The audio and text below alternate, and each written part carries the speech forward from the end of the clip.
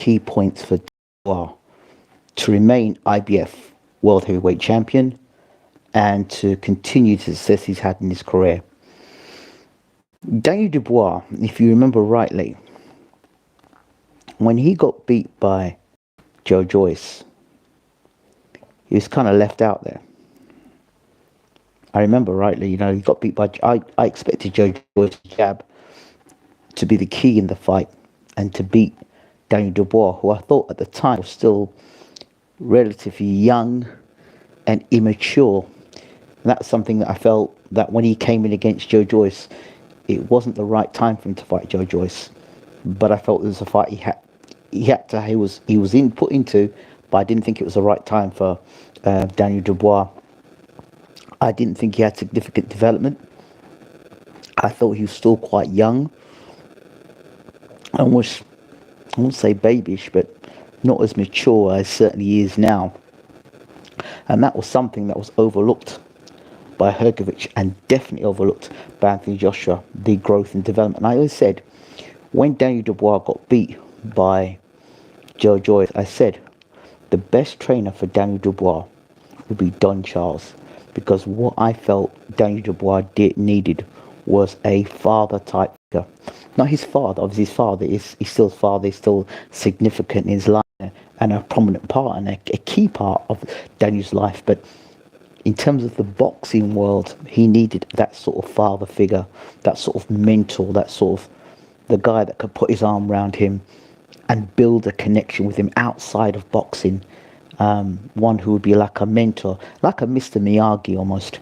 And those qualities I felt were with Don Charles. There are a lot of decent trainers in the UK, but Don Charles has the capacity to not just be and I'm not knocking other boxing trainers there, but he has the capacity to have a life experience.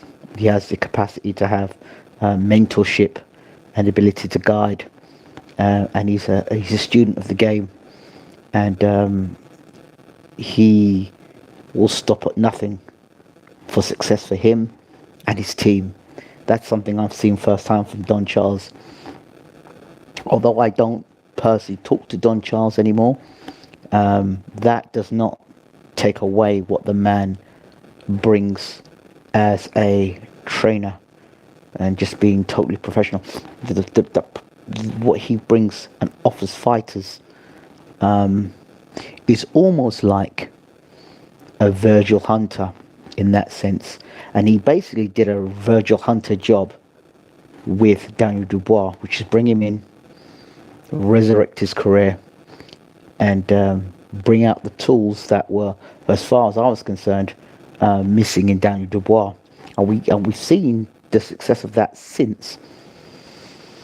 So the two key things I believe that Daniel Dubois needs in his career now is stability. Stability meaning that he needs to have... There's some fighters that can move from trainer to trainer to trainer to trainer. Daniel doesn't need that. Daniel's one of these fighters, as far as I'm concerned, he needs stability. Don Charles brings him stability. He's somebody, he trusts Don Charles. So if Don Charles says go left, he'll go left. If Don Charles says go right, and go right. Yes, Daniel seems robotic almost, but it's almost like, like a wind-up toy.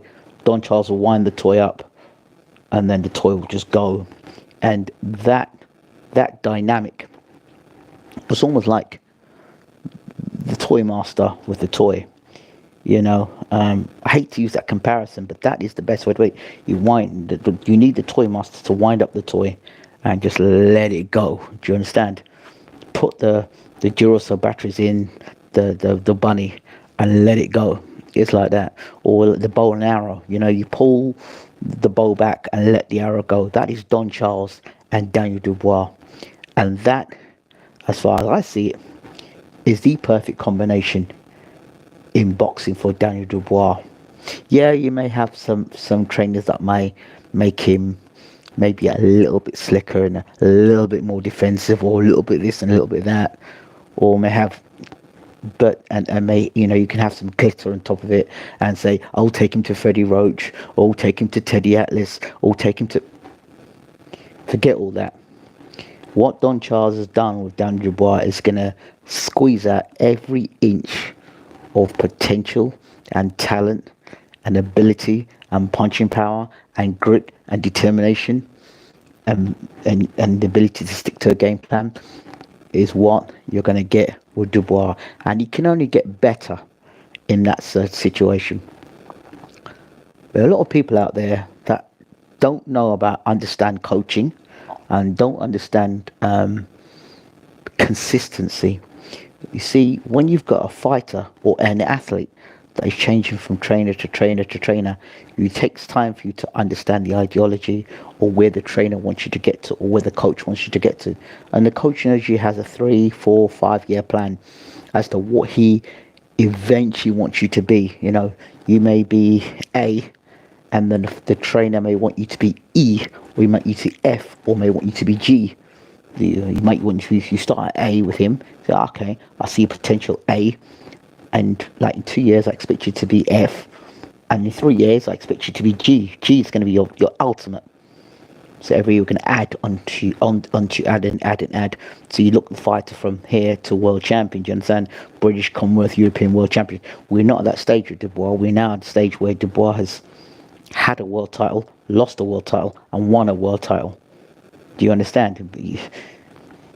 So we're at a stage where he's at world level. So it's a matter of adding on top of what Dubois already has: punching power, determination, grit, all this sort of stuff.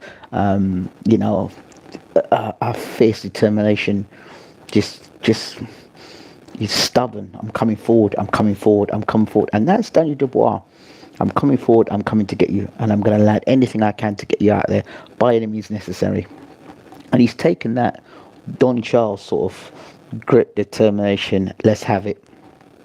I'm going to get you out. It's me or you sort of mentality. And as Daniel has developed and grown from a boy, as far as I'm concerned, into a man, which is what he is now.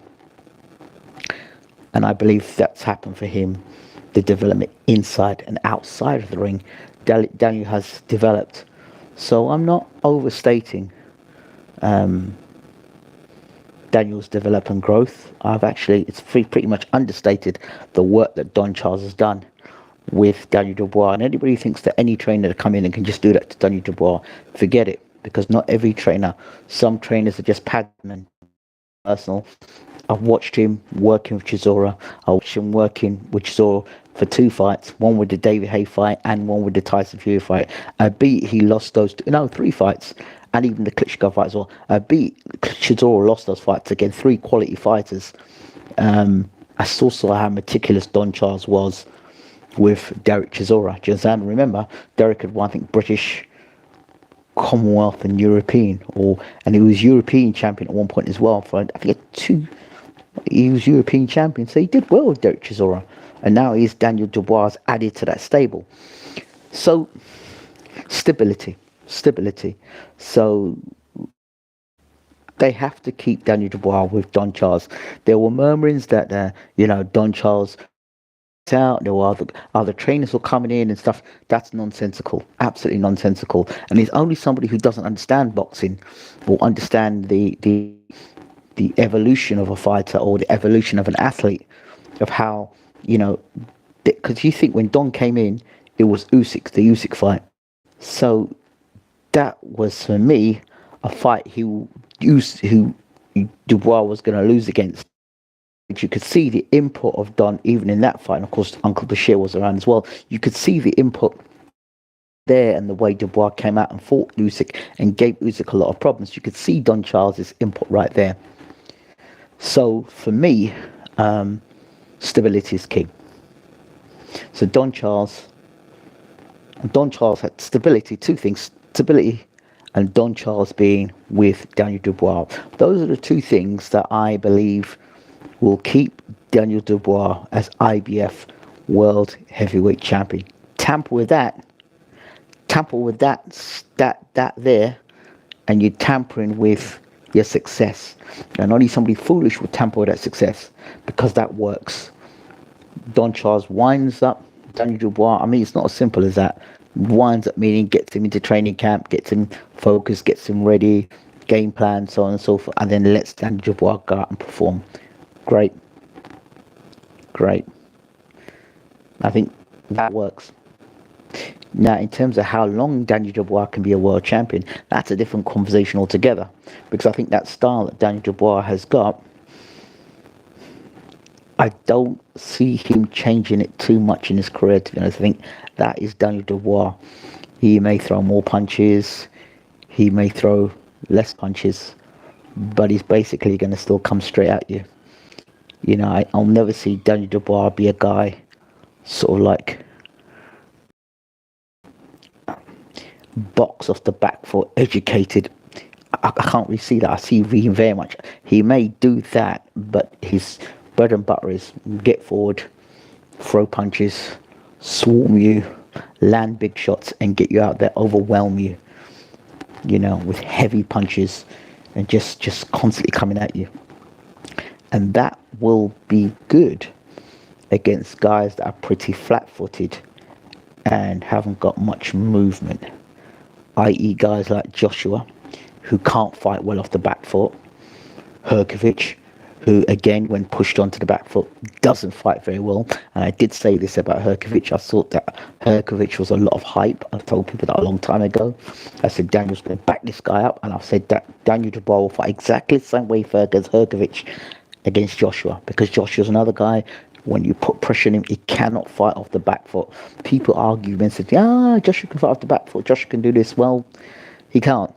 And when he gets hit and he gets hurt, he doesn't know what to do. You just look back to the Andy Ruiz fight, you know. So anyway, and against a guy who throws clusters of punches and doesn't give you time to breathe, and not slow punches, guys that put punches together quickly. And that's what Dubois does. He overpowers you. So that's what I believe of Daniel Dubois and his success. Guys who are cute, who can slip and slide and stick to the sides and get out the kitchen and can frustrate and tie up and maul Dubois and walk Dubois back. Those are the type of guys that would give Dubois a lot of problems. Guys like Joseph Parker, all completely wrong for Daniel Dubois, because Parker he can give you in and out movement, he can give you lateral movement, you know, sniper, like with a sniper, throw a shot out of there, you know. Parker can be clipped and he can be dropped, but you know, he will see a lot of Dubois punches coming down there like Joshua, or arrogantly like Hrgović. He'll move, he'll know that he can punch. And remember, he's been in there with Zhang, he's been in there with Wilder, so he's an astute. And this is another example of how Andy Lee and Joseph Parker, Parker's evolved. He's been with time with Andy Lee. They've got him to optimum weight now. They know how the best weight Parker fights at. They've learned from mistakes. Parker's a dangerous heavyweight, and he's not the sort of guys like Parker, Ajit Kabayel, Frank Sanchez when he's fit and not injured. Those dudes will give him problems. Martin Bakole, again, Martin Bacole's got good sharp counter punching there. He's flat-footed, but he himself, Bakole, is a guy that's dangerous because he sets traps. He'll make you walk onto a shot and he catch you. That's the type of dude that's not great for Dubois. And going on to that point, let's just talk about Fabio Wardley just for a second. It's a winnable fight for Dubois behind his jab. And he can win that fight just by his jab. Because if Fraser Clark can bust up his nose and bust up his face, and I love Fabio Wardley, the jab of Dubois will be key for that fight. Followed by a nice right hand and left hook combination. And whereas Fraser Clark was unable to get Wardley out of there, Dubois could do it. And Dubois is dangerous like that. So anyway, there are a number of fights that Dubois can have. If he's managed the right way, he can have a very successful career and matchmaking. That's the third thing I should say, matchmaking. Who Dubois put in the ring with, right? Frank's got a good stable now. So even if one of Frank's fighters, if Dubois gets beat and Wardley wins the title, well, Wardley's in Frank's camp now, isn't he? If somehow Coley gets a title shot against, see, Coley's the type of guy. See, Lawrence Coley, he's a guy that could cause Dubois problems. Jab and grab, maul Dubois. Don't let him unload punches. Do not let Dubois get on top. Tie him up, walking back to ropes. Use a jab, flick in his face, hit him with a right hand as he comes in, frustrate him. Those type of dudes will give Dubois problems. And the back end of a fight, like 6, 7, 8 rounds down, and he's just keep getting hit with a jab. Those type of guys will give Dubois problems. Fiddlers is what I call them. You know, that sort of style. And like Ajit Cabello, who will hit him back hard and will move, and it's tricky. Any movers, good movers. So yeah, but anyway, matchmaker is going to be key for Dubois.